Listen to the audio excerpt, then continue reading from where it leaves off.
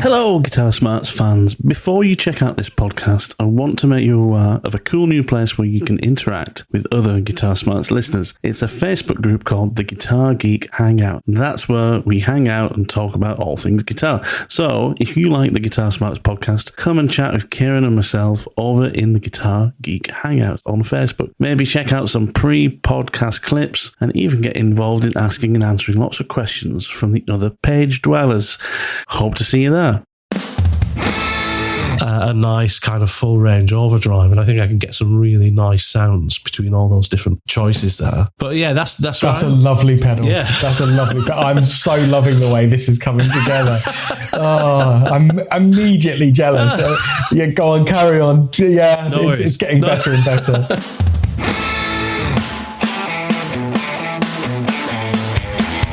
Greetings and welcome back to the Guitar Smarts podcast. It's really great to be back after a slightly extended break. We actually only intended to take a couple of weeks break. However, both Kiran and myself managed to get the dreaded COVID whilst we were gone, so we decided to take a couple more weeks just to rest up before we started making the show again. But if you're listening, thanks for coming back. This week, we decided to challenge ourselves to a £300 or $400 for our US friends pedalboard challenge. So this was a bit of a test to see what you can get for just a few £100, and the results are surprising, really.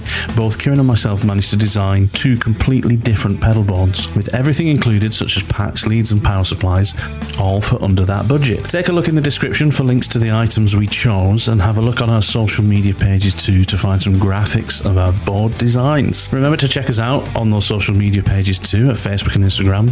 Just head there and search for Guitar Smarts Podcast. If you would like to show your support for the show and the work we do, you can head over to buymeacoffee.com/Guitar Smarts, and you can give us a donation towards the running of the show, or you can head over to our Etsy store as well and buy some merch. All the links for anything that you can do to support us are in the show description, so take a look there. Anyway, that's enough nonsense from me. Let's get to it. How are you doing, Kiran? You all right, mate? I'm good. More importantly, how are you? Yeah, I'm okay. Turning the corner today, so feeling a lot better. Week. Had a rough week, yeah. So my entire family, we all contracted the COVID virus. Oh man! Whilst we were away last week, we went visiting family. I had a week off work, and we went visiting family up north. And I spent a bit of time in Liverpool as well, because we love Liverpool. And we got home, and Lucy kind of started feeling unwell over the last weekend. And, just felt like she had a bit of a cold. And then she did a lateral flow test, and she tested positive. So we were like, oh, crikey. So we all went for PCR tests on that Sunday last week. Yeah. Family day out for a PCR family test. Day out. We all went for PCR. Yeah, exactly, which was a bit traumatic for Dan. But, he did brilliantly. But yeah, we all got a positive result back. So the entire family's had COVID this week, and we're all, except for Dan. Dan's not double jabbed, obviously. He's only 5 years old, but Lucy and I both double jabbed. Dan's been completely asymptomatic all week, which has been great. That's good. But yeah, we kind of, yesterday was probably our worst day. I started feeling unwell on the Monday with headaches and things like the worst headaches. And then it's just been like having an awful cold and an awful hangover for an entire week. But today, I woke up today and we both still feel terrible, but feel like we're turning a corner. Kind of like when you're kind of coming out of it. It feels like that now, but still just, man, I mean, you guys, you don't want this. Look after yourselves. I mean, like I said, for me, it's felt like it's up there with the worst of colds that I've ever had. Knocked me off my feet this week, and it's kind of like bad headache as well, and it's just like a bad illness. But what kind of struck me the most is that I'm double jabbed, 2 Pfizer jabs, and if that's protecting me from how bad it really can be, then I dread to think how bad it can be if you're not protected from it. So, but otherwise, I'm okay. I've been looking forward to having another chat with you, because it's been a few weeks, hasn't it, since we've had a chat? It has. We've been both busy. Yeah, we said we'd have a little break and regroup, because life was getting quite busy, and then obviously you guys came down with COVID as well, which it's been a busy time. But I'm pleased to hear that you guys are at least not getting any worse, and you can kind of see the way out of it. But yeah, as you say, it's not been easy, and it's just really we're fine, we're good at the moment. But it's just been a stark reminder with you guys this week at how easily things can change and how prevalent this virus is out there. Definitely. I mean, certainly, from the last few weeks when I've been out and gigging and things, some of the places I've been playing, I've been being sensible, being cautious, not getting too close to others. But it's some of it's invariable when you're going out there, and inevitable rather when you're out there and playing. And yeah, my goodness, there's still a lot of people that are just carrying on like there's no issue. Yeah. We've got to change some of our behaviours really, in the UK particularly, if we're going to be able to get out of this, because otherwise it's going to be some really, really challenging months ahead, because we're definitely not out of the woods. But yes, and then hearing about you guys this week, it just brings it closer to home, doesn't it? Where you go, okay, yeah, this is still there. But good to see you, mate, and I'm pleased that you're up for today, and that you can kind of see yourself getting better. I can, and I'm really looking forward to today, because we've got another one of our little challenges, haven't we? But first of all, I wanted to ask you, what have you been up to over the last few weeks guitar-wise? Because you're about to hit like a really busy gigging schedule, aren't you? Or you're already in the midst of it. Is that right? Yeah, no, it's about to start. So this weekend, a couple of gigs, Friday and Saturday. So out tonight, and then in Portsmouth in the UK, and then out tomorrow night in Southampton in the UK. So looking forward to those. The one tomorrow is a return to a venue where I played my first gig out of lockdown, and the audience was really nicely socially distanced from the band. We had a great stage, and it went down fantastically, and they love their rock music at this pub. So I'm really looking forward to going back to that one, even though it's a bit of a drive for me to get to. It should be good. Awesome. And then tonight is an entirely new pub venue. So yeah, and then it keeps going until Christmas. So it's not 2 gigs every weekend, but most weekends. So I've had a couple of weeks break from gigging. The band were out last weekend, but I couldn't make that one. So I've been saving myself, and I must say I'm looking forward to tonight and the busy weeks ahead. And then I'm looking forward to, how crazy is this, a nice break at Christmas. So yeah, and then other than that, fixing some people's guitars for them. So we've had a Lukather Sterling in on the bench for some new pickups. We've had a Dean Dimebag Darrell in for setup. I'm trying to think what else has come through the doors recently. But yeah, it's been busy on that front as well. So guitar wise, lots to get stuck into. How about you? You've been practicing or playing? Or I've been doing a lot of playing, a lot of practicing, a lot of just kind of working on random stuff. I was thinking actually last night that I'm a little bit lost at the moment in terms of having any kind of practice direction. But when I sit down to play, I'm not just noodling doing things that I usually do. I'm trying to, for example, I'm trying to find backing tracks and things to play over that I wouldn't usually play over, to try and get me playing a little bit and thinking a bit differently. But I do have some other news. Oh, hello. So, you know how I've been selling stuff? Yeah. Been trying to sell everything. Yeah. So I hit an important mark in my selling, which is I've sold enough stuff to buy a Helix LT, which is the model I've been looking at, because that's the model that I wanted to get, because that's got the full DSP power. Yeah. You know, the HX Stomp and the HX Stomp XL, they're not the same. They only have 8 blocks and a single DSP, and the larger ones, the floor and the floor light, or the Helix LT, they have the full DSP. So I wanted the LT because that seemed like the best value for money and most bang for buck. And I finally I sold another pedal this week, and that's, you know, with my calculations, that's taken me up to a point where I've got enough money now to order a Helix, which I did last night. Went on eBay, found one that was being sold by a guy on the South Coast who has never gigged it. still mint condition, still got all the original, all the box and everything like that, all the original things. So it's still in mint condition. He bought it for his studio use at home and then decided quite quickly that he wanted the rack-based version instead, because they do a rack-based version, which I think has even more DSP. Yeah. And just wanted to sell it quite quickly. So I got it for a superb price as well. Fantastic. And now I'm at a point where I've still got some things to sell, but based on what they're worth and what I should make, that should give me enough budget to then also get a little FR cabinet for gigging. And then that's it. That's exactly where I wanted to be. Excellent stuff. Congratulations, mate. That came around quickly, didn't it? And it sounds like you've managed to find a really nice example. I presume save against the full retail price as well. Yeah, a lot. So I mean, I'm talking maybe. Let's see. So those Helix LTs are $1,000 basically new, and I've got this one for just under 600 quid. Oh, great! Mint condition. So really, really great deal. Oh, that's fantastic. And so far, I've sold about 600 quid's worth of stuff. So it's it's literally the classic Matt Oliver strategy of one in, one out. So technically this hasn't cost me anything yet, which is great. So I'm looking forward to getting it. I'll probably get it sometime next week, and then that'll be all I'm doing for weeks. I imagine is just getting used to that. That's it. Getting sounds dialed in, getting comfortable with it. I do have a gig on the 4th of December this year, just a little function gig.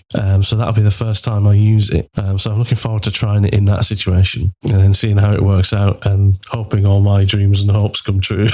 Oh, this is and I don't end up thinking, this is a terrible idea. Well, like with any new piece of kit, there's going to be a learning and adoption curve, and you are, technical whiz, so you'll get to grips with it really quickly. But I think in any live situation, it takes a few gigs or a few outings with it to just find out how to tweak it. But by all accounts, the Helix stuff is brilliant in that setting. So mate, I hope it gives you everything that you're looking for. And I know I'm going to get texts and sound clips from you as you get to grips with this, and I'm going to be like, oh man, I want one of those. So do I. Because they're just supposed to be brilliant. Well, but yeah, so that's so we'll see how we get on with that Helix, and I'm looking forward to getting it and geeking out with it. I can't wait to hear your feedback on it, and as you play with it, I know I'm going to get really jealous and start having this fear of missing out now. I mean, $1,000 is about the tipping point for me where I just go, it's not an impulse purchase anymore, and actually it's less than $1,000 that kicks in, but I don't know. I have been looking at them as I've been seeing you selling stuff, going, maybe it's time to go back down that route. But I'm loving my pedal board still, and I'm loving playing and gigging pedal boards. I love, and don't get me wrong, it's I love a proper analog rig. My problem has always been that when we were in a band together and we had a dialed in sound week in, week out, gigging regularly, it worked great in that situation. My problem is really for me, realistically speaking, all my gigs going forward are going to be dep gigs for function bands, and this year it's been terrible in terms of actually having people doing sound properly and being able to hear myself and having somebody managing that element of things on stage. So I need to have a different approach. This is why I'm doing it, is to have, sounds in the box that work every time, wherever the gig is, in a way that I can monitor myself. Because, don't forget with the Helix, if I want, I can go straight out of the Helix into some headphones and monitor my own sound regardless of where I have to end up being on stage, or whether I've got monitors, whether the sound guy's doing a decent job or not. I can just go, sod you all, I'll monitor myself. And the fact that the sound, I don't have to rely on, one of the last gigs I did, it was an SM57 just hung over the front of the cabinet, and, the fold back on the stage was feeding back because he had too much reverb in there, no EQ properly. It was just awful. There was no chance of ever hearing anything decent coming back. So, it's honestly, this approach is about taking control back for myself, for my own sound, for gigs, and for being able to hear myself and be able to be confident that I sound good. So anyway. Cool, man. Cool. So shall we get on with this challenge? What is the challenge, Kiran? Well, the challenge is, it's one that I really got into in a major way, and actually probably, oh man, it might have cost me some money as well already. So I know, because I get tempted and I go, oh, that looks really good. Oh, that sounds good. That's not a lot of money. So it's another one of our little budget challenges, right? So we at Guitar Smarts love this notion of being able to get a good sound and achieve a good tone from relatively modest gear. And yes, we love all the boutique stuff, and we've got some nice gear and all of that kind of stuff. So we're not prejudiced in one direction or another. But I think there is something innately built into both of us, Matt, if I can speak on your behalf as well, where we get a good deal of satisfaction from being able to get a nice sound out of something that isn't as expensive as it sounds. Absolutely. So, and I think there is definitely a market for this. And you and I have observed in recent times, particularly on the new market, not so much on the second-hand market, but on the new market, some of the value that exists now. Yes, with stuff being built abroad in China, etc., where the cost of production is lower, but also because the economies of scale here, and that there is a marketplace for these cheaper products now, and the price of some of the stuff you can get is quite frankly astonishing. So we set ourselves a challenge this week of building a gigging pedal board that we'll be proud to take out and gig, but we had to build it, everything all in, for 300 British pounds. So I guess, what is that in dollars? Maybe 400 bucks. It's going to be about 350 bucks, I reckon. I'm going to do a quick GBP. Let's do a quick conversion to USD. Let's see. Let's do a quick conversion. So 300. Oh no, you're spot on. 400 bucks. 403. $400 basically. Yeah, well done. Right.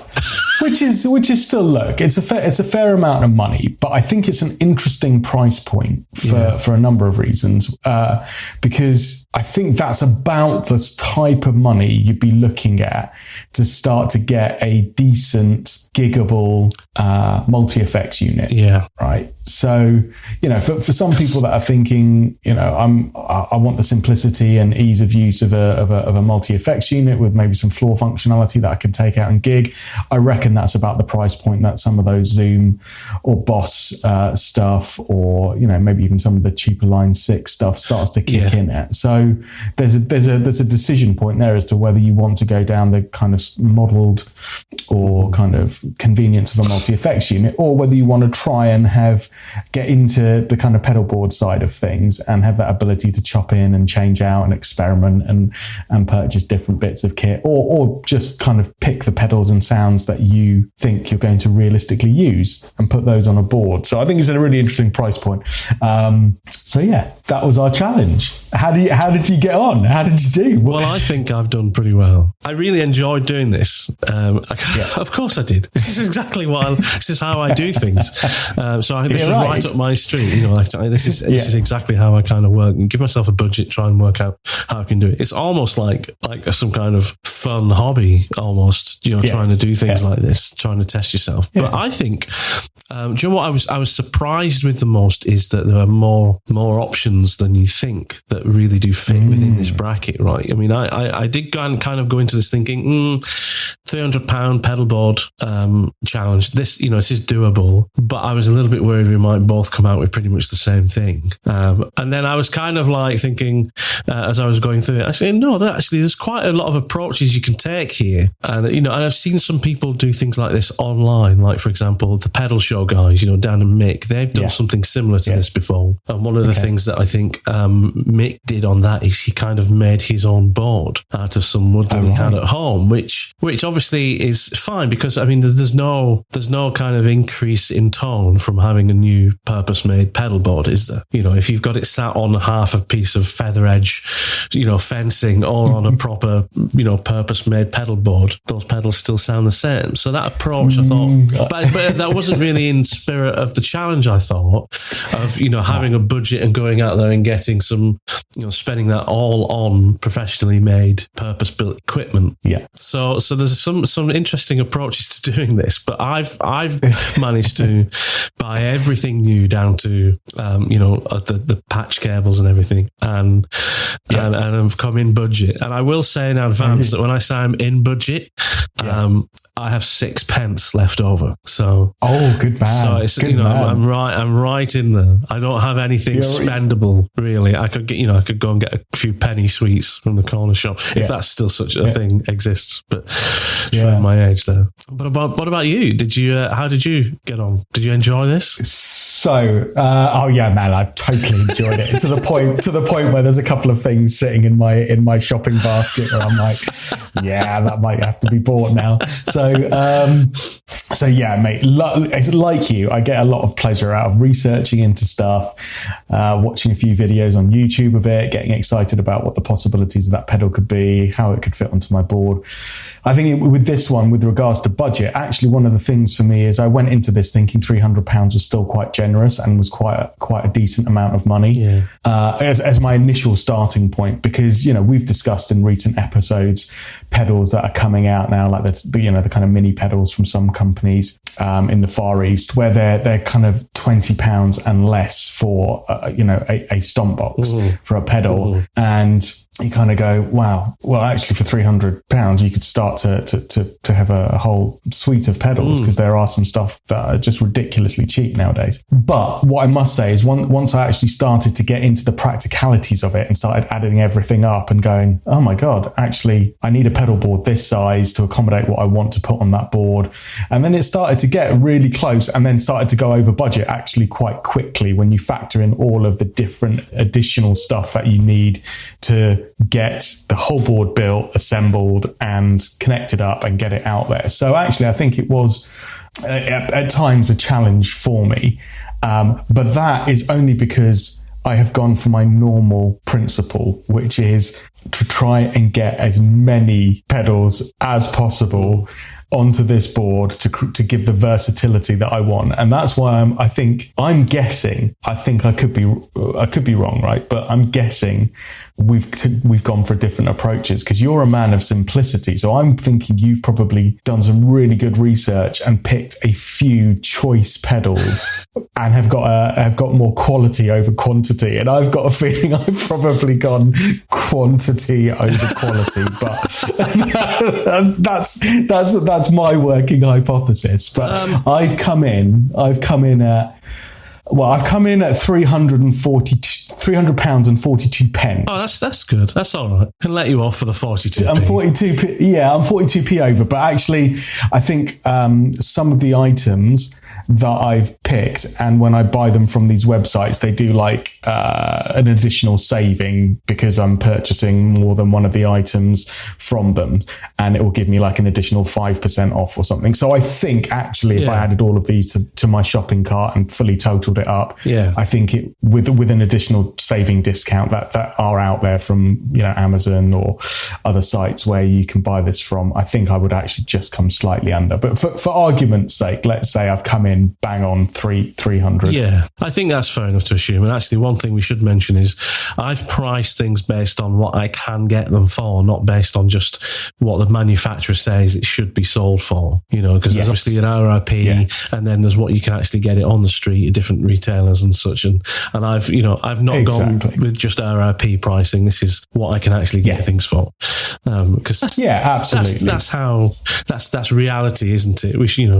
That's the reality of it. Yeah, I looked at this and went, okay. I mean, I pushed myself a little bit further to say, is it even in stock and is it still available, rather than a pedal that was once produced and is great and sold for this price, but I can't actually get it anymore. So I've gone for, if I was building a pedal board right here, right now, and if at the end of this chat today I press the button, all of this stuff will get packaged up and delivered and arrive this week, and I could put it together for 300 quid and gig it next weekend. So, but I tell you what else that interested me about this, and I thought this is actually like kind of if I was a gigging guitarist and I wanted to kind of maybe I had a board similar to yours. You've got a relatively large board, not overly big, but I know there's some guitarists out there that have really big boards that have 10, 15 pedals on. They may have like a tiered mounting system. If these were one of those Schmidt arrays, so they may have a couple of grand's worth of stuff at their feet, and that can be a hell of an investment to make, and also a hell of a frustration to have to take with you to like rehearsals and stuff where you're not using your own back line maybe.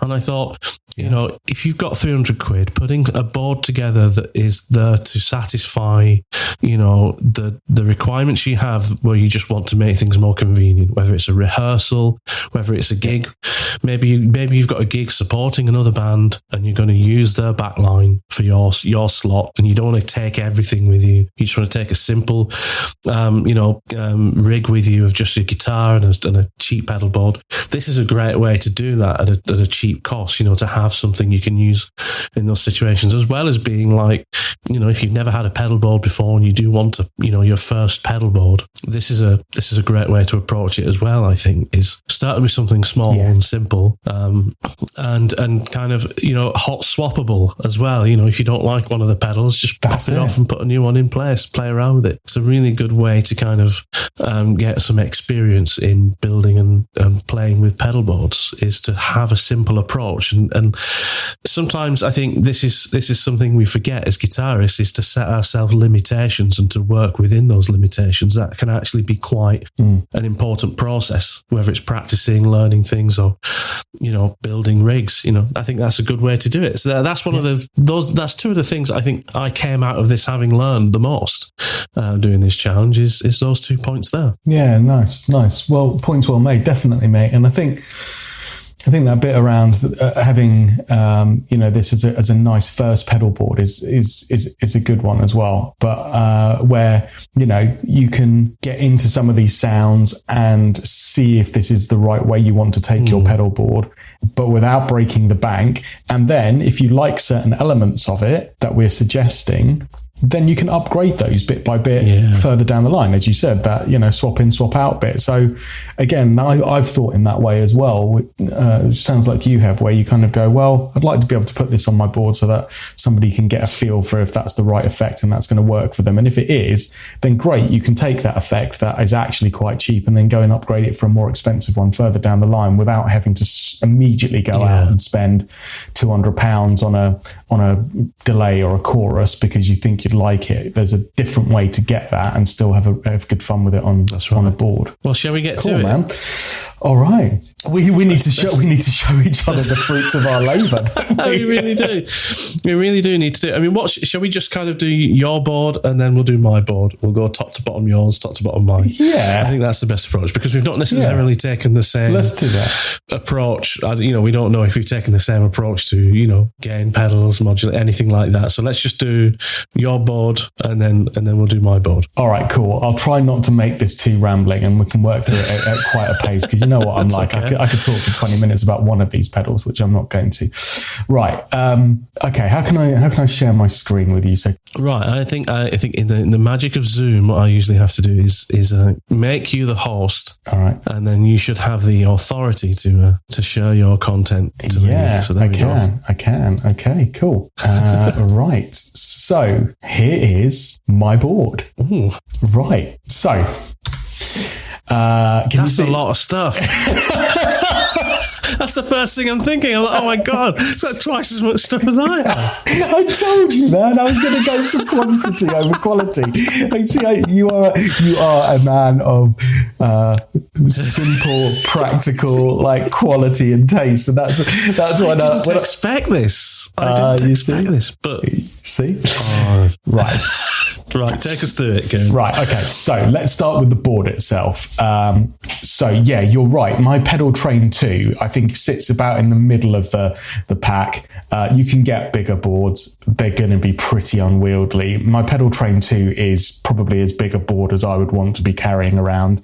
Arguably, probably a little bit too big, but it gives me scope to put a lot of pedals on it. So my Pedal Train 2, I think, was about 100, maybe 120 pounds, $150, and it's an all metal design, tried and tested, comes with a gig bag, and it measures, I think, 24 inches by 12 inches. Okay, right. So that's the kind of size. Pretty sizable. You know, that's a good size for your average rig, isn't it? Yeah. It's a good size board. So I wanted something. So this was my first bit that I thought, well, okay, I want to get something similar in size to that, because I think then you've got the ability that even if I don't fill up this board straight away because the budget won't allow for it or what have you, then at least there's the flexibility to have some more real estate and space to put more pedals on at a later date. So I thought that was one kind of principle where I've picked a board not just to accommodate the pedals that we've got on going onto the board today, but with a little bit of future proofing, maybe. Okay, so. Awesome. So this one is an all-metal design. It measures, for argument's sake, I mean, it's 20 inches by 11 inches. Yeah. So it's a little bit smaller than the Pedal Train 2, but not much smaller. Yeah. All-metal design. And the first thing when I started looking around, I was like, oh man, these boards are expensive, actually. I'd forgotten how expensive it is. And then I did toy with the idea of going and chopping a piece of plywood and covering it in felt and going, well, that's just going to be much cheaper. But as you say, that kind of goes against the principles of this. But I managed to find this board of this size. So shall I talk you through the equipment and then the pricing of it a second? Yeah, definitely. Let's do it that way. Yeah. So that's the board we've got. Right. Then in terms of signal chain, we start off with a tuner. Okay. So, a bit of a luxury, let's be honest, if we're building a budget board. And this is kind of it's not a luxury to be in tune or out of tune, but to have the space and the budget within what we're playing with, to have a chromatic pedal tuner. Yeah. I thought I'm not going to be able to do that, but I've managed to get one. So there is a tuner. So we've got a chromatic tuner as the first part of the signal chain. Then, and when I've discussed this in previous, I've got a wah pedal, because I've got to have a wah pedal on a board. It's just got to be there, right? But wah pedals aren't cheap. Yeah. In the scheme of how much we've got to spend. Yeah. Right, a crybaby wah is going to run you at least £80, $100. Yeah, right? That's a third of your budget gone. Yeah. So first of all, I've got the bizarrely named Coco tuner, which is my pedal tuner. Then I've got the Electro Harmonics, so not a dodgy brand. I've got the Electro Harmonics Whaler Wah as my next piece of the signal chain. Then I've got 3 levels of gain staging, because that's kind of what I like. I like 3 levels of it. I like a kind of always on, slightly broken up, clean sound. Mm-hmm. I like a kind of all-purpose overdrive as my next level of gain, and I can run those first 2 bits of gain staging together. And then I've got a full-on distortion pedal as the last part of the signal chain. Yeah. So these 3 drive and distortion pedals. First one is, and you guys have heard me talking about it on the show before, is the Wish.com Klon Centaur clone, right? Which actually lives on my board now, and I gig it every weekend. I love it. It's brilliant. It's a great pedal. It really is. Massively infringing some copyright somewhere. Yeah, but it is widely available, and it works, and it's got a great sound. So again, everything that I've put on this board, I've read up around, and if I don't own it or haven't played it myself, then the reviews of it are excellent. So the reviews of everything that I'm sending you today are brilliant. Okay. So then the next one is this all-purpose drive pedal, right? Mm-hmm. And this one kept coming back to me, and this is one that I might have to purchase because it looks really cool and sounds really good from what I've seen. And this is a company I know you're a fan of. So this is the TC Electronic Mojo overdrive pedal. And that, I think, has got a really nice overdrive sound. It can go creamy and kind of quite gritty, all the way up to quite bright and rocky, but still well within the kind of drive territory. So that's the next one. And then we've got full-on blazing hard rock verging on metal sound with a brand that's new to me, but they seem to have got a huge range of pedals out at the moment, all Far Eastern manufactured, I'm sure. This is a brand called Kaline. Yeah, I've heard of these guys actually recently as well, and I gotta say, I've noticed there's quite a few things on the market by them that look interesting. Another one of these kind of, like you say, kind of Harley Benton kind of range of like Behringer Behringer used to do some cheaper ones as well, that kind of range of stuff in that price bracket, but with some interesting designs. So, so what's this one? This is the distortion. This is a full-on distortion pedal with two elements to it. It's got your kind of standard kick it on and EQ, volume and drive level, but it's also got a boost functionality as well, with a separate control for the boost. So you can again have your desired distortion sound and then notch it up a little bit as well by hitting the boost functionality on it, which is cool. It's an all metal design, 9-volt powered. So it's got really, really decent reviews, and the price of it, which when I tell you in a minute, it's quite intriguing. So I think between those three drive pedals, that is going to cover your clean crunch, your overdrive, and your full-on distortion, and then any combination of those three to give you a different mix of drive. And I've got to credit where it's due here. I think what you've done as well is you have chosen that drive in the middle, that TC Electronic Mojo. That is a really well-renowned pedal. Paul Gilbert's used that for a long time, and in fact, if you look at some of Paul Gilbert's rig rundowns from kind of previous years on a lot of tours, where he's using supplied backline for his main rig, so that means he's probably getting different Marshall amps at each rig. What he did for a long time was actually just set those clean and use the Mojo as his bass distortion tone, so he's not even using a proper Marshall amp. If you've been to a Mr. Big gig over the last few years, chances are that main kind of rhythm distortion tone he's been using has been what is, I know, to be a very, cost-effective TC Electronic drive pedal. But it's incredibly versatile and really natural sounding. But I think that's derived partially from TC Electronics Nova Drive, which is part of, that's a really fantastic drive pedal, all analog drive that they've had on the market for years.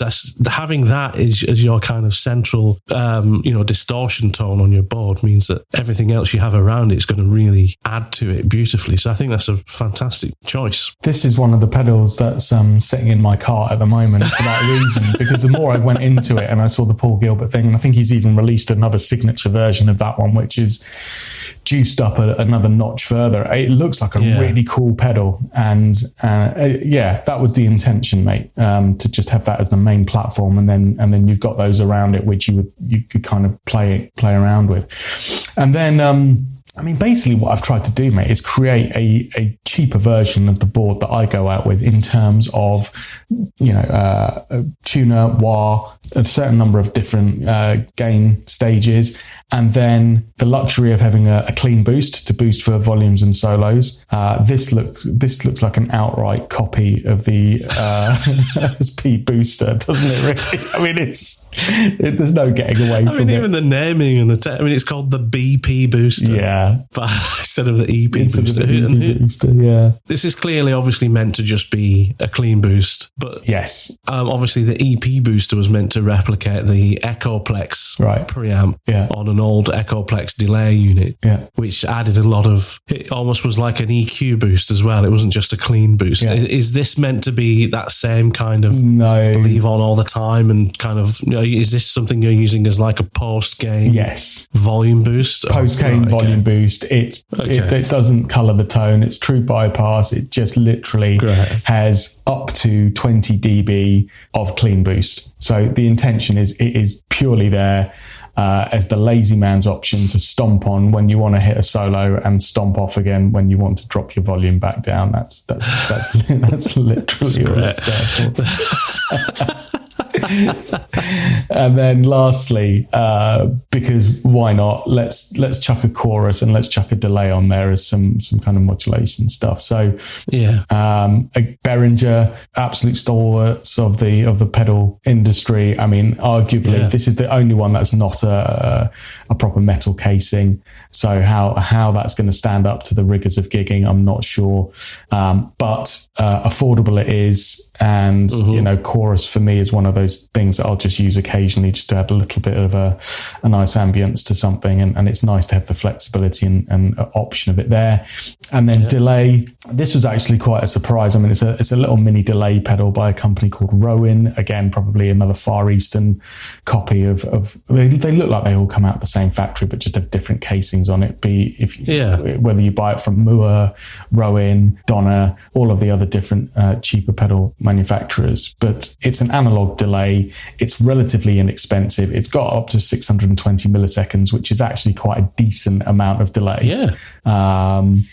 And that's the board, mate. That's it. That I thought to myself, actually, you know what? You could get away with quite a lot with all of those in terms of gig choice, song choice. Yeah, that's a fantastic rig. And you know what? I'm desperate to hear it. Yeah, I didn't think I'd feel like this after seeing and hearing about what you kind of got planned for your hypothetical £300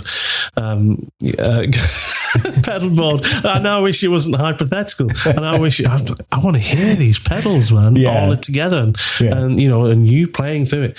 One thing to mention as well, actually, that I don't think we've mentioned is we've both done the same thing, which is to assume reverb is in the amp. Yes, as well. Yes, I haven't got a reverb pedal. I'm assuming that's going to be in the amp. Me too. That I would be playing into. Me too. But that's cool. Right, take us through so how has this worked out for you financially? Oh yeah, okay. So here you go, mate. So very, very quickly, cool. Right. So the pedal board actually comes with a soft gig bag and all the Velcro tape that you need to do it. And amazing. I have inadvertently found myself basically fluffing up Jeff Bezos even further now, because most of this has come off Amazon, which pains me to say. But in fact, in terms of the marketplace where you can get a lot of this stuff from, it's there. Yeah. So the pedal board, bearing in mind my pedal train 2 was, as I said, upwards of £100. This is £39.98. So that's just ridiculous. £40 for that all metal construction board, pretty much the same size as my pedal train 2, with the gig bag and all the Velcro tape that you need to attach your pedals. Done. 40 quid. Crazy. Bargain. My tuner, this Coco Guitar Mini Effects pedal tuner, chromatic pedal tuner, off Amazon, £15.99. Mm-hmm. Again, a bargain. The Electro Harmonix Whaler wah. So again, this is like a copy of the Crybaby, but all kind of metal design. It's from Electro Harmonix.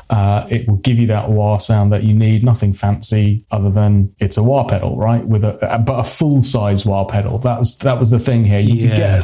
I could get a few budget ones, which were or auto wahs, which were kind of little mini ones. But this is a full size, full fat wah pedal. Probably the most expensive thing I've got going onto the board. In fact, it's more expensive than the board itself. It's £58 on Amazon at the moment. But that's a good £20-30 saving versus the Crybaby, and Electro Harmonix make decent pedals. So that's where we went with that. My beloved Klon Centaur clone from Wish.com. I think the delivery from China was more expensive than the pedal itself, but after delivery, it worked out at 36 quid. So that's going on there. The Mojo, I think that looks like a bargain for £39.99 off Amazon. I think you need to get that and you need to report back to us. I think so. I think that needs to be bought and to be reported back on, because that just looks like a wicked pedal that I could get, that I could quite happily get some use out of for £39.99. And on that same note, what's also sitting in the basket as well is this Kaleen Tantrum Distortion, which has got that boost function as well, all metal casing, has got excellent reviews, and I've listened to some reviews of it on YouTube, etc. £24.50 from Amazon. I don't think I need another distortion, but then that's like saying I don't think I need any more pedals. So let's get one of those and see, and let's report back on how that sounds as well. BP Clean Booster. This wasn't this wasn't from Wish.com or some random site. This was from Amazon. This is right now on Amazon. British Petroleum Clean Booster. 20 dB nonetheless, which is that's huge. That's huge. That's the same as my Mua Clean Boost, which is a great clean boost pedal. Yeah. But that's 50 quid. Yeah. This one's £19.99 delivered from Amazon. Yeah. This one doesn't have the EQ on it that my Mua one does. So it's just literally you select the level of clean boost and it's a flat response clean boost. But for 20 quid, you've got your stomp on, stomp off for volumes. Behringer UC200 Ultra Chorus, £19. That's just... And that is another thing that you didn't mention about that pedal, is that stereo pedal. That's a stereo out chorus pedal. So you could actually use that. You could take your wet out of that into the delay. And if you wanted, you could do a 2-amp wet dry setup based off a £19 Behringer chorus pedal. I mean, it would last about 1 gig, but who knows? I mean, I've seen professional guitarists with Behringer stuff on their board, and we've joked about it together, going, I'm not sure how long that's going to last. And yet every time I see them, it's still on their board. So yes, they are a bit plasticky, but the sound of them is not too bad. And so long as you treat it well, for £19, you'll be able to figure out whether you want to get chorus on your board, and that's one you could upgrade later down the line for not much more money. And then I wanted a delay on there, and so that Rowan guitar delay pedal, as it's called, it was £23, 98 pence off Amazon. So all of that has come in, including all the Velcro, at £277 and some change. And then this is where I think I'm not really happy with what I've chosen, but I've had to do this to get it within budget. So, all of this, by the way, guys, is a bit of fun. Some of these pedals we know and have tried and tested and really like. Some of this, we're going to get and see if it's any good because other people are saying it's really good. My disclaimer for the next bit is don't do this. What I'm about to suggest, really, which is this is a very cheap daisy chain power supply that comes in on budget. It's £13.99 from Amazon. It's got the weird name of Asmuse, I think that is. Asmuse. Let's call it Asmuse. But it's 9 volt, which all of these pedals are, and it apparently has some noise suppression within it. I haven't tried it, so I can't tell you if it does or not. It comes with an 8-way daisy chain, which is what I need to run all of this.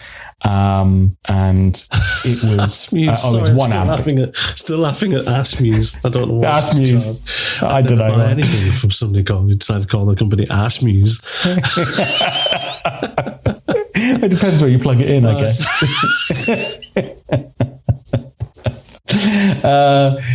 And it's got 1 amp. It's got 1 amp, which by some very rough back of the fag packet maths is enough to power what's going on here. So it will cope with the load.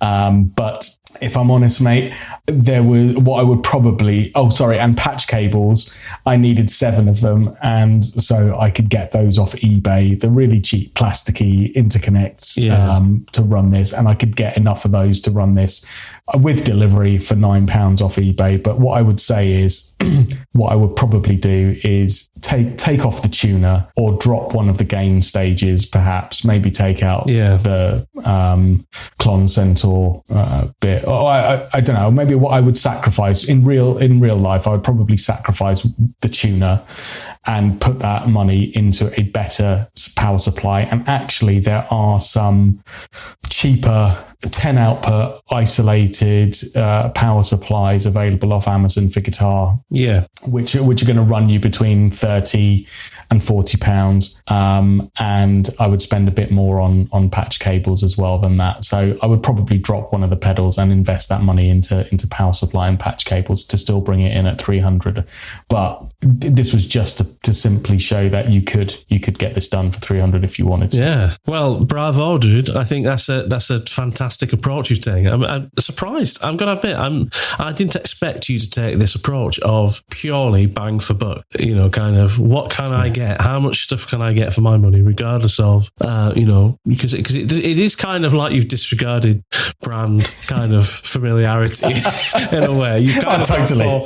Well, what can I get? What is out there for me to get? And I like that approach because you're demonstrating what is available to people. And also, we've spoken about this before whenever we've talked about our love for, value for money, cheaper gear. There's a lot of snobbery in kind of guitarists, I think, out there. A lot of people who, rightly so, want to spend their money on brands that they trust and such. But you really do pay a premium when you're a guitarist. And I think for a lot of people, it is worth looking to kind of cheaper brands, lesser known brands, maybe less trusted brands, to see what kind of bargain you can get, because you never know what you can get. These days, things are so, there's so much more information out there for manufacturers to be able to get things right and to get things well made without having to produce some kind of product that is, beyond the means of most people. If you want to go out and get yourself a Chase Bliss delay pedal for £500, do it. For me, it's kind of like, that is just beyond what is,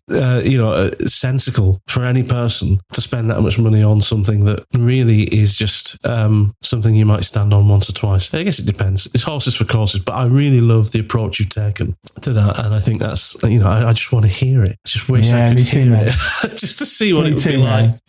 So what we'll do is I will go and get the Mojo because that looks pretty cool, and I will go and get one of these Kaolin tantrums because I think they might be pretty decent pedals and worth investing in, and we'll go from there.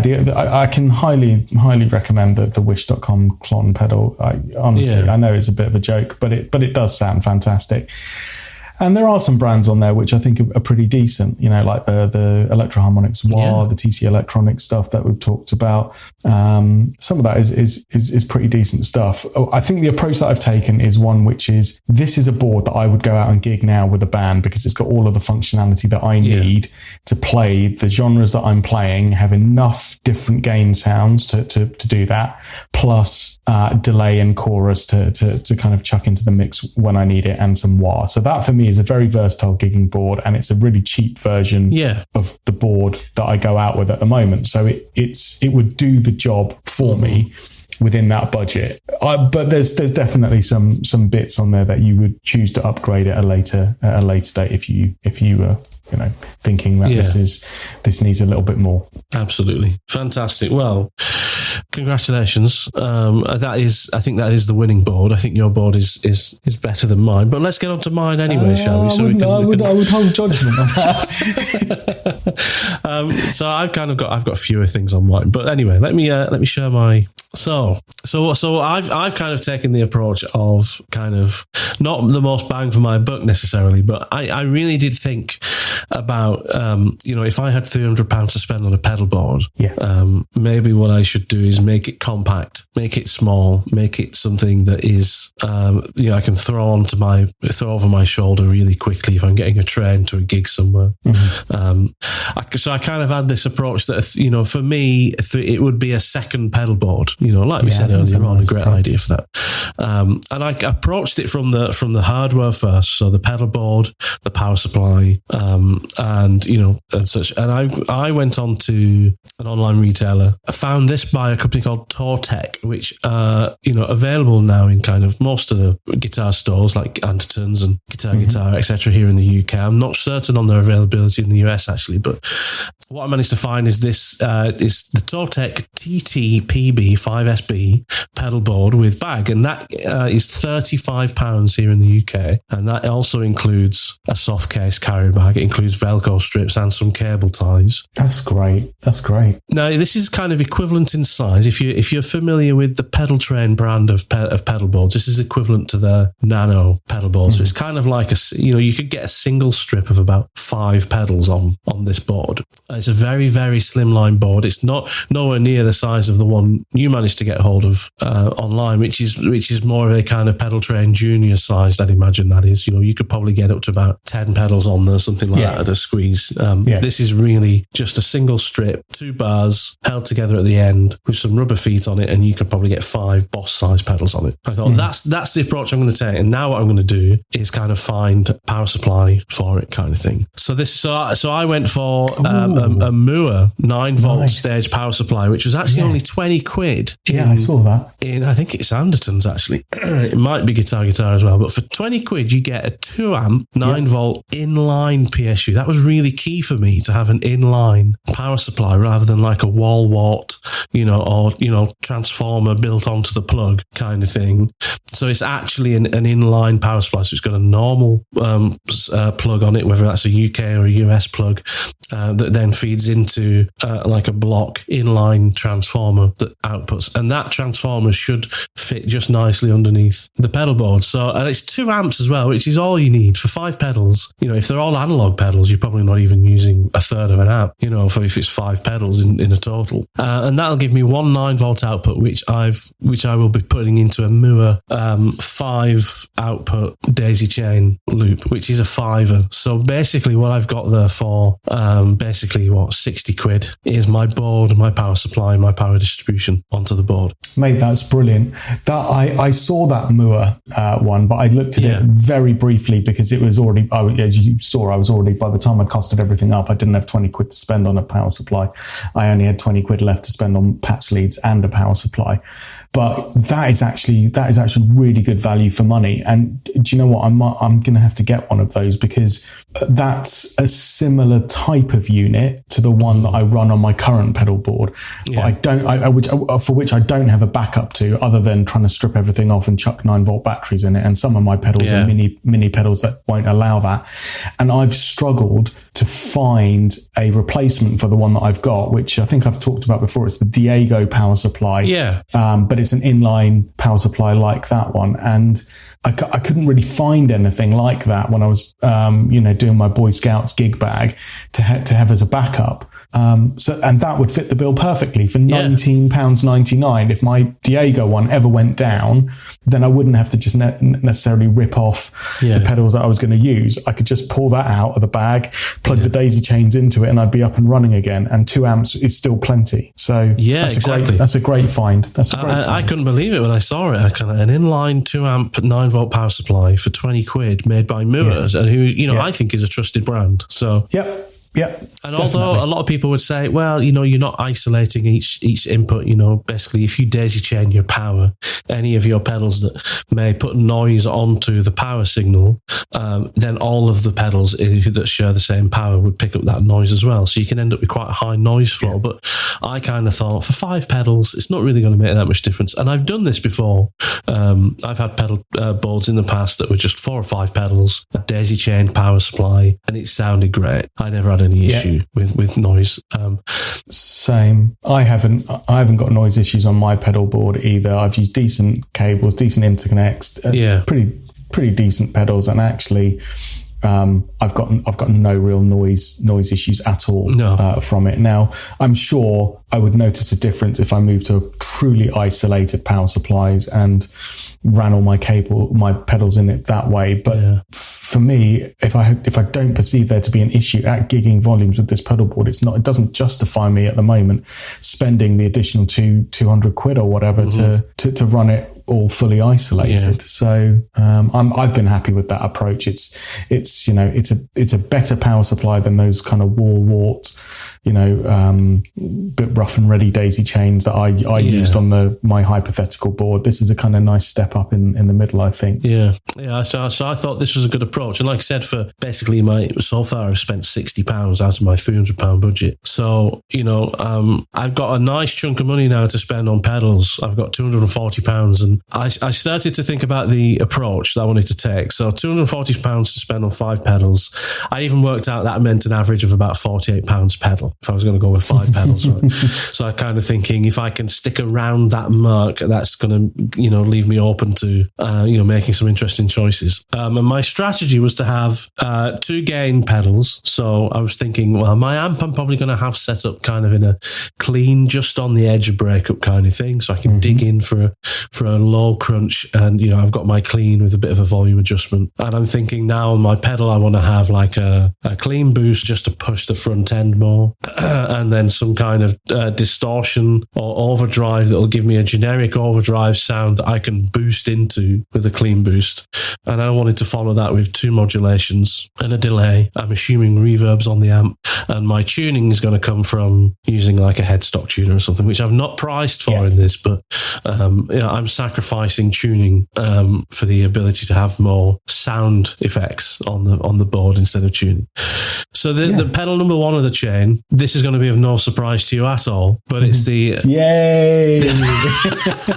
Oh, you got it for that price. That's a good price. That's pretty much how much it goes for. So it's the TC Electronics Spark Mini Boost, which I've sort of just sold it recently, but I've had one for years. It's a superb clean boost pedal. It's the baby brother of the Spark Boost, which is actually a fantastic boost pedal by itself because it's a gain, but it also has like treble and low EQs, so you can really shape the sound of it rather than just having a tone control. But this is just a straight clean boost with a single boost knob, and one of my favourite features about this pedal has always been that, as well as you being able to switch it on and off, you can do this momentary thing where if you lean on the pedal and don't take your foot off, it will come on, but when you take your foot off the pedal, it will then turn off, which I really like that because it means that you don't have to kind of hit it twice. If you want to quickly boost something and then turn it off, you can just lean on it and then take your foot off and it'll turn back off again. I love that. But TC say it's got an RRP of £75. You can always get this online for the price that I'm saying I've got it for here, which is £39.99p. $50 really. And I think that's a superb first pedal for me because that gives me everything I need in terms of that first gain stage I mentioned of being able to have a clean boost to hit the front end of the amp harder if I want to for a clean solo tone, or to hit the next pedal and to get more gain out of the next pedal. So keeping track of where I am now, this is after spending £39.99 on this, I've now managed to up my average budget per pedal to £50, but I blew it in the next pedal. And I think you'll be surprised at what I've gone for my second gain. And I've gone for the Nobles Audio 1 Mini, which is £69. And knowing how good the Nobles Audio 1 is, the original one, to be able to get that same circuit in mini pedal form for £69, I thought that's astonishing, really. And this is an incredibly versatile overdrive circuit that's used by session guitarists all over the world. And it's a mini pedal as well. So it really fits in with me having a small pedal board strategy as part of this. So that's what I went for, and that's £69. So way above my average per pedal budget of £50 at this stage of the bill. But I really like the idea of having this kind of this way of being able to move quite nicely between different gain stages here. So having a clean to breakup amp, using my volume on the guitar, having a clean boost in front of a nice kind of full range overdrive, and I think I can get some really nice sounds between all those different choices there. But yeah, that's a lovely pedal. Yeah, that's a lovely pedal. I'm so loving the way this is coming together. I'm immediately jealous.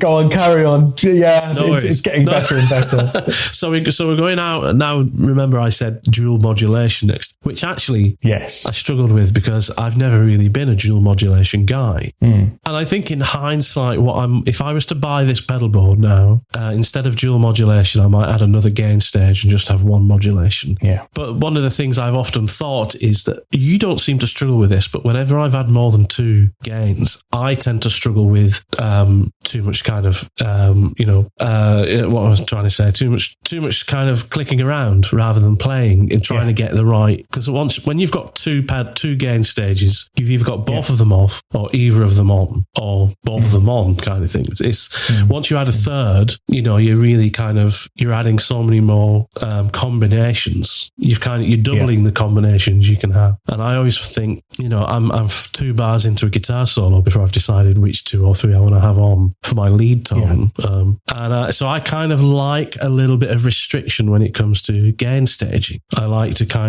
even if it means I'm 90% happy with the sound instead of 100%, I'd rather be 90% and have a little bit of simplicity and a little bit of restriction than be have more pedals and feel like I've got too many. But anyway, it makes really good sense. I mean, the only way I've found to make it make sense for me is I'll never have all 3 on at the same time, because that will create ridiculous amounts of noise and compression. That just doesn't work.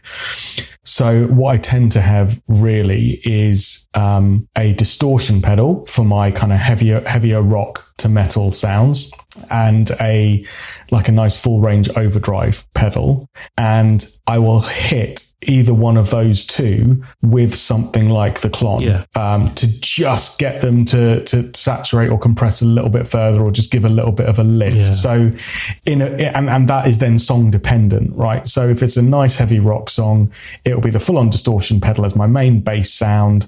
If I feel like it wants a little bit more here or there in the song, then I just click on the clon to lift it a little bit, but there'll only ever be those 2 pedals on. And then similarly, if it's a kind of rhythm orientated, slightly less distorted song, that'll just be the full range overdrive. And if I feel it needs a bit more juice, I'll click on the clon. But that's the only way I can reasonably make it work. So I talk about 3 levels of gain stage, but really I'm only really using 2 and just hitting those different sounds with a bit of a push from a clon if it needs it. Because otherwise, as you say, it becomes like tap dancing, and then the pedals start to interact with each other in a way that can be unpleasant. I think, and I'm going to say in hindsight, if I was to add another gain stage, it'd be very boring. What I would probably do is I'd actually have a second Spark mini boost, I probably wouldn't have it on the other side of the Nobles. So what I would have is the Nobles in the middle. So with nothing on, that's my clean sound. My dirty sound would be the Nobles. If I want to get more gain, I'd put the Spark boost on that is before the Nobles in the chain, because that's not really going to increase the volume much. It's going to increase the gain because we're pushing the Nobles harder. And if I wanted a volume boost, it would be the Spark boost that's after the Nobles, because that would be like a master volume. So really what I'm doing there is I've got only 2 real kind of key tones, which is the clean sound or the overdriven sound. And then I'm using a Spark boost either side of it to either increase volume or increase gain kind of thing. So that's probably what I would do, but that's boring, having 2 Spark boosts. So that's why I thought I'll stick with 2 gain stages and let's move on to the modulation. So no surprises. I'm still sticking with TC Electronic, because they have this range of pedals called, I think they call it the smorgasbord range of pedals, which are just super cheap, but actually interesting story behind them. So if you look on TC Electronic's range of pedals, they have this big range of budget pedals, which are quite big, bulky pedals, but they have some simple and really kind of intelligent design features, like having all the connections on the top of the pedal, so you can get more of them next to each other. So all those smorgasbord range pedals, you can butt them up next to each other, and all the connections are on the top, so that saves space. That's cool. They've got very simple kind of folded aluminium construction, so that they're very tough. They're not plastic, but they're very cost effective because it's just folded aluminium. It's basically 2 U-shaped pieces of metal that slot together and screw together. It's just very simple. And now you had a Behringer pedal on your board, didn't you? I did, the Chorus, Yeah. So did you know that Behringer purchased TC Electronic 4 or 5 years ago? I didn't know that. That's right. And as part of that assimilation of the business, the product manager of TC Electronic at the time, who is a guy who was on YouTube. He's not there anymore, but he was on YouTube quite a lot. I forget his name, but he took all those Behringer pedal designs, those plastic pedals you can get, and they tweaked them, and that's where these smorgasbord range of pedals come from. So they're actually tweaked Behringer designs that they decide to improve the sound of, improve the build quality, and then remarket as these budget pedals. So brilliant. So the first one I've got as a modulation is the TC Electronic Blood Moon phaser pedal. I thought it'd be nice to have a bit of movement in. I could have it as a bit of a slow thing to kind of add a little bit of interest in, or it can be something faster to be like a rotary pedal, and that's $29.99. So that's nothing, is it? Really? Well, if you think that the Behringer that I had, which I mean, it was a bargain. It was £20 for a chorus pedal, but by my own admission, they're not renowned for being the most durable or well constructed. They sound pretty decent, but so add another extra tenner and you get we're talking about a phaser here versus a chorus, but in terms of principle, they've not charged that much more money for improving the tone a bit and putting it in a more durable case. You're right. That's great. That's really good. I didn't know that. So when it's an interesting thing to understand is and a couple of videos to look at on YouTube is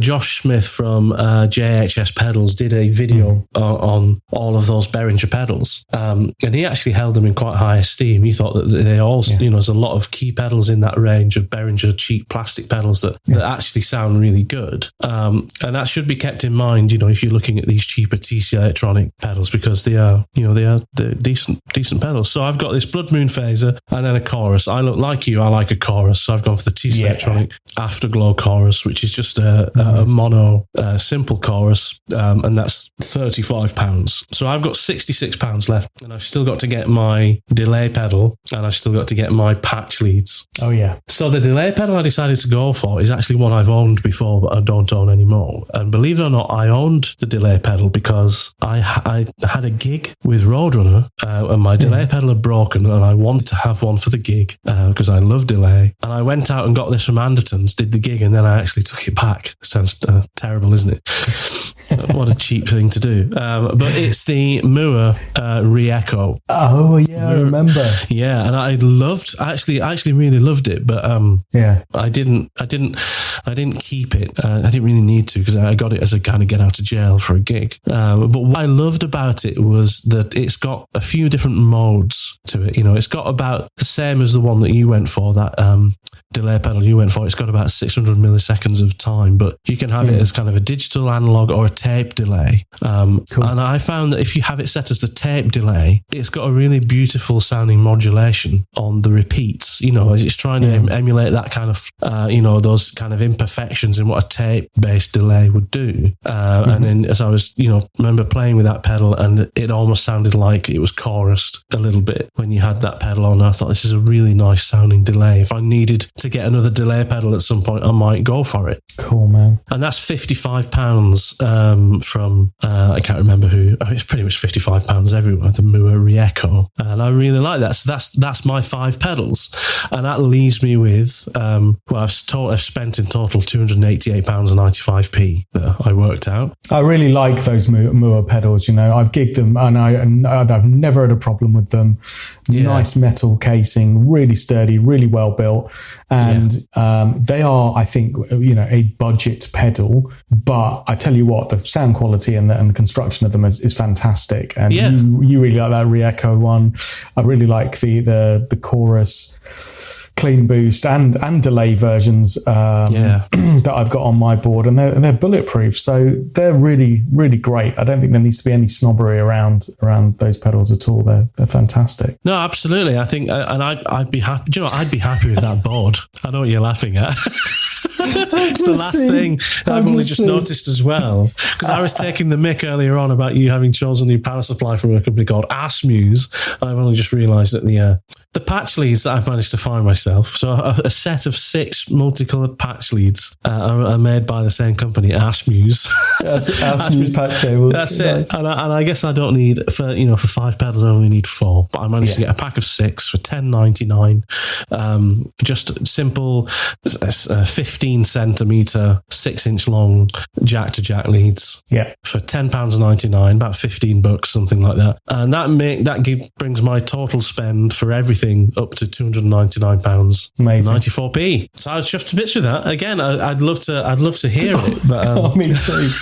Me too. Especially with that Nobles in there, you know. Oh. I've never played one. I've never played a Nobles. And I know you've obviously got that Way Huge STO, which is kind of like a, you know, that's kind of based on the Nobles kind of idea, isn't it? I love that as well. I'd like to get the ODR one just to see how it compares. But I love the version of it that I've got from Way Huge. It's amazing pedal. Cool, man. Well, there we go. We've actually done pretty well there, don't you think? Two pretty amazing, you know, I like the fact that we've both done something completely different as well. Because like I said at the beginning, right, I was a little bit worried that for £300, the market would kind of restrict us both to effectively having done the same thing. But we haven't, have we?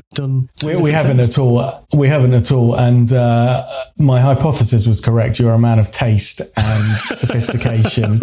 And I am a man of just how many pedals can I get on a board to give me as much versatility as possible. But actually, you know, all joking aside, I think what we've actually done here is created two really decent boards for probably different levels of player and for different purposes, which I think is actually really cool.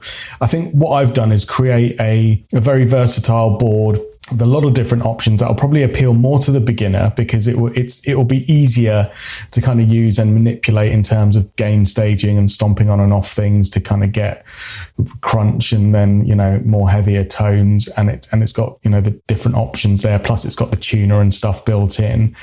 And I think it's a really nice beginner's board to get you into stuff.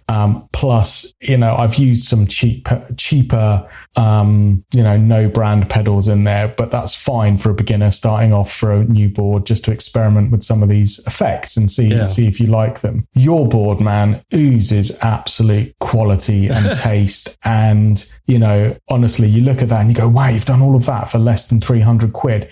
That's a board that you could quite happily take as a guitarist to any, you know, circumstance, and people will go, nice board, because there's some choice things on there. Some really nice brands. If you know, right? With the Spark Mini Boost, the Nobles pedals, the TC Electronics stuff, you go, actually, there's some really cool, smart choices there. Plus, when you think about the size of your board as a second backup board for depping gigs, for things like that, for taking to jam nights, just having a smaller, versatile board that you can just carry without having the additional weight and bulkiness of the kind of board that I've chosen. I'd choose I've got my board now that does what the budget one that I've built does. So I don't need another version of it. But if I was building another board, I'd choose your board. I'd get that for absolutely. It's a really quality board. I'm surprised you've got those brands of pedals and still, you know, with chorus, with delay and stuff for that price. I think that's top notch. So I think what you've got is here, we've done one nice budget board that gives you lots of different options. And if you're not fussy about brand names and things like that, and you're just getting into pedal boards, go and build that board and you can have a lot of fun and upgrade some of it later. I think if you're already a gigging guitarist and you've got your main board and you want something like a nice second board that is really got some decent stuff on it, and is slightly smaller a lot smaller for just taking out and about for different kind of purposes, your board is perfect for that. It's a really tasty board, mate. Thank you. Well, do you know what? I really appreciate that. That kind of indicates a lot of the choices I made. And although I was confident that I'd done well, I was wondering whether or not kind of, you know, it was a worthwhile experiment, you know, if you were to really do it. But actually, I think in hindsight, you know, even if I was a pro guitarist with a much more expensive main gigging board, I think in hindsight, this is an experiment worth doing if you're a pro guitarist, because if you're somebody who relies on your income, if you rely on your work as a musician for your income, you know, you should have more kind of backup equipment than most people would, like you and I would. Okay. Because I think you need some more guitars. Actually, I think you need to. I think you'd struggle to get through a gig with the 15 guitars you own, but. I'm joking. I don't even know if it's 15. But anyway, that's not my point. Sorry, I jest. I think it's actually a worthwhile exercise if you're a working musician to say, well, I'm going to give myself a budget of £300 or whatever, 400, 500, and I'm going to make myself a secondary rig, but keep it compact, because it doesn't hurt to throw this in the car with your main rig. It's that small. It's only 5 pedals in, it's barely the size, that pedal board will barely be the size of a loaf of bread. It's kind of, it almost made more sense, after taking you through it and hearing your comments on it. I kind of thought, if I was a pro musician, I would do that. I'd go away and do this now. I'd have this as a backup rig, take it to rehearsals for easy kind of setup, have it in the car or behind the amp for gigs. If my board goes down, bang, I can just put the simple board down and just do the gig like that. Because sometimes we do these challenges as a way of trying to think of an interesting topic, but I actually come out of this feeling a little bit kind of like I've learned something, which is good. I've totally learned something, mate. You know what? And the other thing that I would say on top of that is sometimes you turn up to these gigs and you don't know what gear you're actually going to need until you get there and see the venue and the stage and all of that. And so whilst it's a bit of a faff, taking more gear than is necessary, it actually makes for a more enjoyable gigging experience to have the stuff there that you think is actually appropriate for the gig. So like last weekend, we did a gig. It was really busy, heaving place, loads of people, far too many for COVID really. But the stage area was kind of this raised up stage, very small for the size of the venue, which was huge. And we struggled to all get onto that stage with our kit and everything. And I've got my massive board there, obviously. If I'd have had that board that you've just built, I would have got through the gig quite happily. I would have still been able to get all the main usable sounds that I needed, and it would have taken up so much less real estate on the stage. That would have allowed me to move around a bit more. To have that option of having that board in the car and go, actually, I've seen the stage now. I know what I need. I'm just going to use the little board tonight, and that'll do nicely. I think that's a really cool concept and a way to justify buying more pedals. So there you go. Absolutely. There you go. Winner. Well, I think what we should do, mate, is we should put some information up when this podcast comes out on the social media sites so people can see some pictures and maybe some links to where they can get some of this equipment, so that they know exactly what we're talking about. If you have listened through this entire thing, thanks for sticking with us, because it's hard to listen to a podcast when people are talking about things they can see a lot of the time when it's an audio-only podcast. But this has been like really good fun for me, and I really hope you buy that Mojo and you tell us how it is. Go to your basket now and just I will. Brilliant. I will. All right, mate. I will. All right, buddy. Take care of yourself. Well done for getting through this in spite of COVID and everything. Look after yourself. Thanks, mate. And we'll catch up again soon for some more challenges and some more guitar gear. Absolutely. Thanks a lot, buddy. I hope you have a cracking week too, and I'll speak to you next week. Cheers. Take care, mate. All the best, mate. Bye, mate. Thanks so much for listening, and again, thanks for coming back after our break. Links are in the description to our social media pages. Please head over there and give us a follow. Show your support to the podcast by buying us a coffee, buying some merch, or just leaving us a review on your favourite podcast app. All the links to do that are in the description. And that's enough for this week. Really looking forward to seeing you next week as well. See you soon. Bye-bye.